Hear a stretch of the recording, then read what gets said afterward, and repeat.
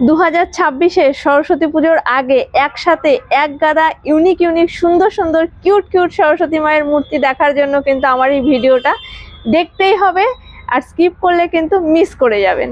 তো সঙ্গে থাকুন।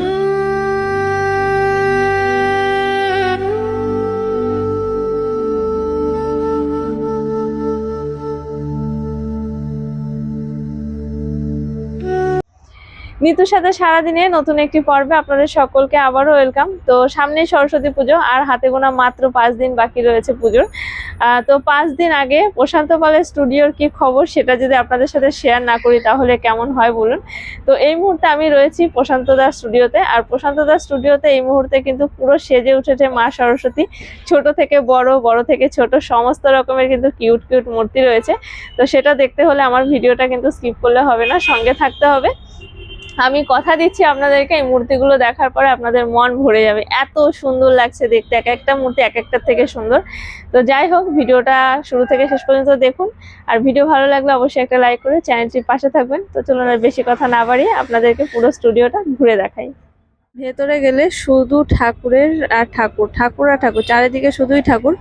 আর শুরুতেই যেটা আমরা দেখতে পাচ্ছি সেটা হচ্ছে এই কিউট একটা মা সরস্বতী, একদম বাচ্চা লুকে মা এখানটায় বিরাজমান। খুবই সুন্দর, হাঁসটা থেকে শুরু করে মায়ের লুকটা দেখুন কতটা সুন্দর। ভেতরে কিন্তু আরও দারুণ দারুণ ঠাকুর রয়েছে।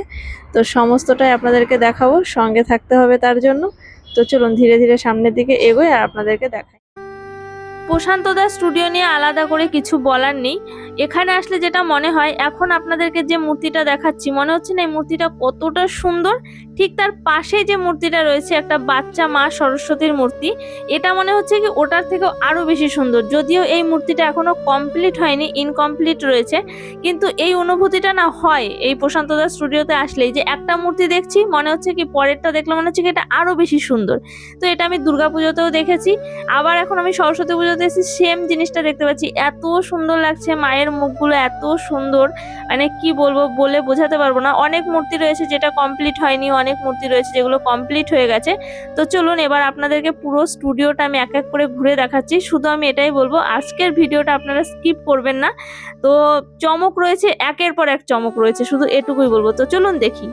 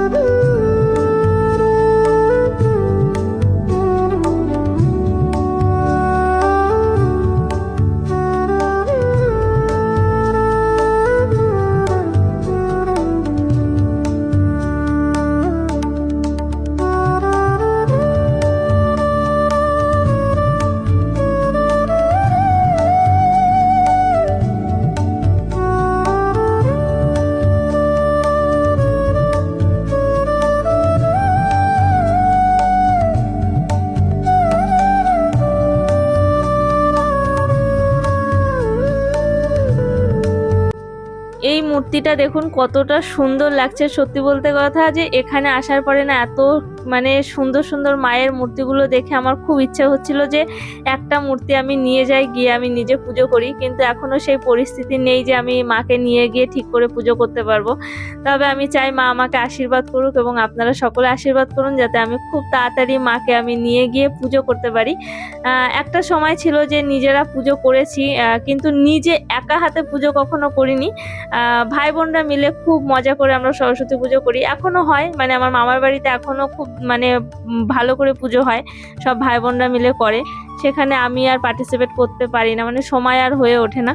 তো যাই হোক, মূর্তিগুলো কিন্তু আমার দারুণ লেগেছে। আপনাদের কেমন লাগছে অবশ্যই জানাবেন।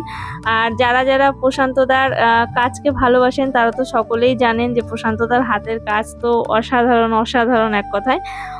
তো চলুন, এই যে দেখতে পাচ্ছেন পুরো এখানে কিন্তু প্রচুর ঠাকুর রয়েছে।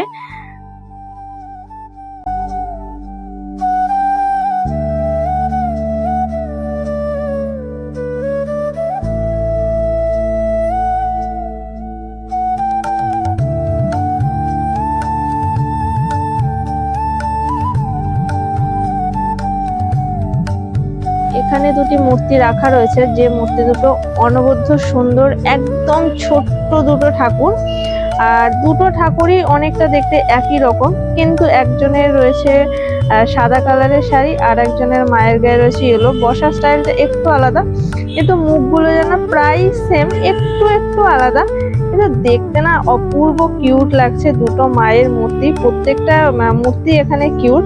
তো এই দুটো আমার দারুণ লেগেছে ছোট মূর্তির মধ্যে। তো চলুন বাদ বাকি আরো ছোট ছোট কিউট কিউট মূর্তি রয়েছে সেগুলো দেখ।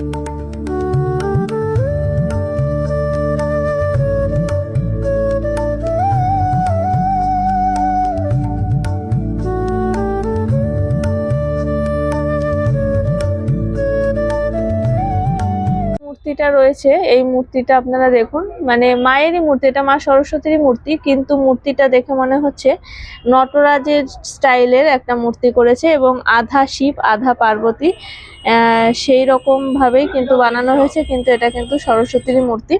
আর ষাঁড় দিয়ে এখানে রয়েছে ছোট ছোট ছোট ছোট সুন্দর সুন্দর মূর্তি রয়েছে, তার সাথে বড় বড় মূর্তি তো প্রচুর প্রচুর রয়েছেই। তো আপনাদের কেমন লাগছে এই মূর্তিগুলো দেখতে অবশ্যই জানাবেন। এই মূর্তিটার মুখটা দেখুন কতটা কিউট।